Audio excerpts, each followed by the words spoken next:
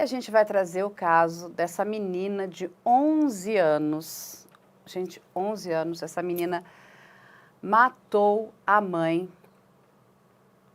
junto com seu namoradinho de 14 anos. Essa menina de apenas 11 anos planejou a morte da mãe e do padrasto e escreveu em seu diário que logo após ela iria para a casa dos avós maternos e lá também mataria seus avós, para que ela pudesse ficar com toda a herança. Olha só, e poder viver um conto de fadas com esse seu namoradinho. Vale lembrar que esse crime aconteceu no dia 27 de outubro, agora de 2022, em Vila Velha, no Espírito Santo. Esse crime chocou, né, o estado do Espírito Santo, mas chocou o Brasil também. Primeiro, pela idade dessa moça, né, dessa criança, na verdade, apenas 11 anos. E você sabe o que o delegado nos conta e nos informa, né?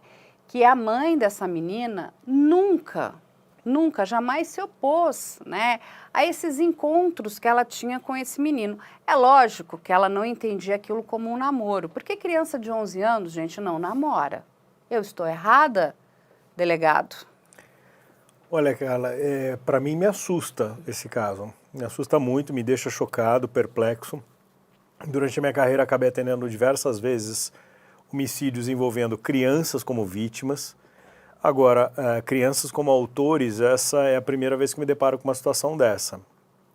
Ela salta aos olhos a situação, ela incomoda demais.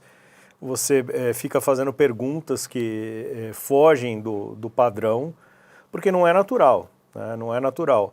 Diversas coisas não são naturais aí, ao meu ver, ao meu diagnóstico, né? Acho que é tudo muito estranho. Uma menina de 11 anos tem um comportamento desse. Eu acho que psicologicamente eu não sou capaz, não tenho competência, não tenho estudo, formação suficiente para poder fazer nenhum tipo de análise. O Dr. Christian com certeza vai poder traçar um perfil aí com muito mais propriedade. Agora, do ponto de vista de um investigador, de alguém que é um profissional que trabalhou com isso, a gente fica chocado, Carla. Chocado de ver uma pessoa com tão pouca idade, com tanta crueldade já, carregando tanta crueldade. Tem um instinto tão predatório como uma criança dessa.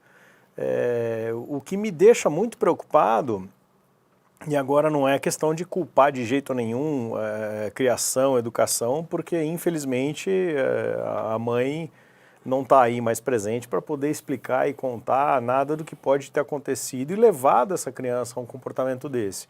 Agora, eu tenho filhos, Carla, você tem filhas, a gente sabe como você conduz a criação. Até perante a lei, até os 12 anos, a gente está lidando com uma criança. Eu acho que a gente não pode permitir que uma criança tenha vontades próprias a ponto de querer conduzir a sua própria vida. Isso me deixa muito preocupado, ver que uma mãe não impedia um relacionamento dessa criança de 11 anos com um cara de 14 anos, que já é um adolescente. Tem uma distorção muito grande no meio dessa história toda. E os reflexos, eles, querendo ou não, a gente está vendo aí, a tragédia. Então, quando você não tem uma participação intensa na criação dos seus filhos, quando você acaba querendo relevar, transigir demais com muitas coisas, a gente só tem certeza de uma coisa, de uma tragédia. Nesse caso, a tragédia extrapolou a minha capacidade de imaginar. Se você me perguntasse se eu imaginaria que fosse possível isso, eu até ler sobre o caso, Carla, eu jamais diria que entenderia como viável uma criança de 11 anos participar e arquitetar junto com um namorado de 14 o homicídio da sua mãe. Se você me dissesse que uma mulher de 20, usando a imaturidade, a paixão de um garoto de 14 conseguiria conduzir, eu acho que, diria para você, acho perfeitamente viável.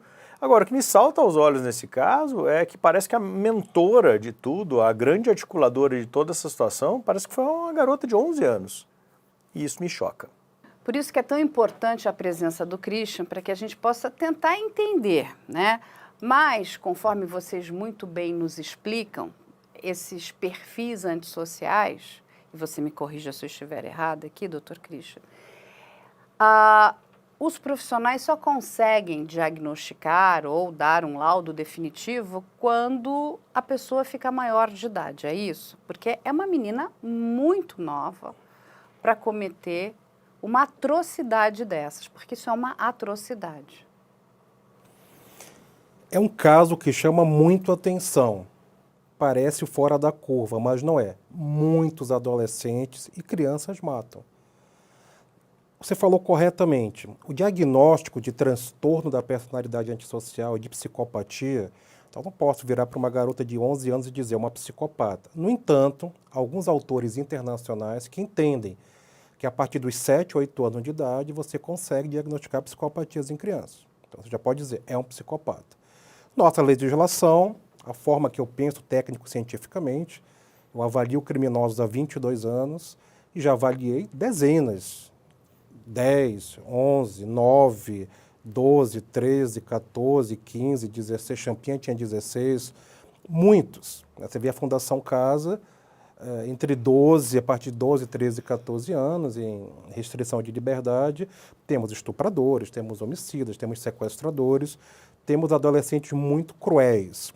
Mas, do ponto de vista psicodiagnóstico, a gente não pode afirmar, você está corretíssima, reforço isso, que é um antissocial ou um psicopata. Outra coisa, não é obrigado ela ser uma psicopata ou ser uma pré-condição, o próprio transtorno de conduta para ela fazer isso. Então, quando você não pode afirmar em adolescentes que tem um transtorno de personalidade ou psicopatia, você pode fazer uma outra coisa que a legislação permite, legislação técnico-científica. Quer dizer que essa criança, esse adolescente tem transtorno de conduta. E no transtorno de conduta você já percebe esse comportamento antissocial na vida, na escola, com parentes, com amigos, onde faz esporte, na rua. Ela já rouba, ela já é agressiva, ela maltrata animais, ela põe fogo nas coisas. São comportamentos já voltados para o transtorno de conduta. Bom, nós não avaliamos essa criança, nem o namorado de 14 anos. Algumas coisas, como o doutor bem colocou, saltam os olhos nesse caso. Primeiro, ela é uma criança de 11 anos que já tinha vida sexual. Tinha um namorado antes, vida sexual, tinha 11 anos, estava com esse de 14 anos. Nós temos a configuração do estupro de vulnerável, que são crianças de 14 anos para menos, são menos de 14 anos, ela não tem compreensão legal, de maturidade, do neurodesenvolvimento dela, da estruturação da personalidade dela, de entender ou de aceitar uma relação sexual. Ela já vivia isso. Então a intervenção da mãe, eu concordo com vocês quando dizem, não é normal uma menina de 9, 10, 11 anos. Ou seja, ela já teve namoros antes, ela já tinha vida sexual antes. Então, para uma mãe, ok, as crianças podem fazer o que quiserem, não.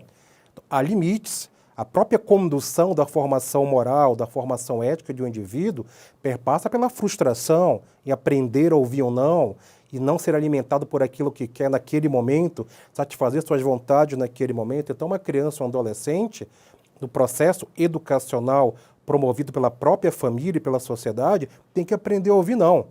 Então, parece que a motivação inicial, uma pré-motivação, é a partir da narrativa que a mãe proibiria ou estaria proibindo essa relação, ou não gostando dessa relação.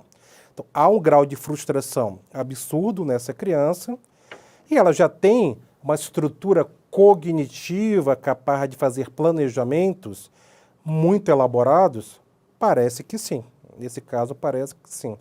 No entanto, nós temos um jovem de 14 anos também, um adolescente de 14 anos também. Esse garoto de 14 anos narra uma história.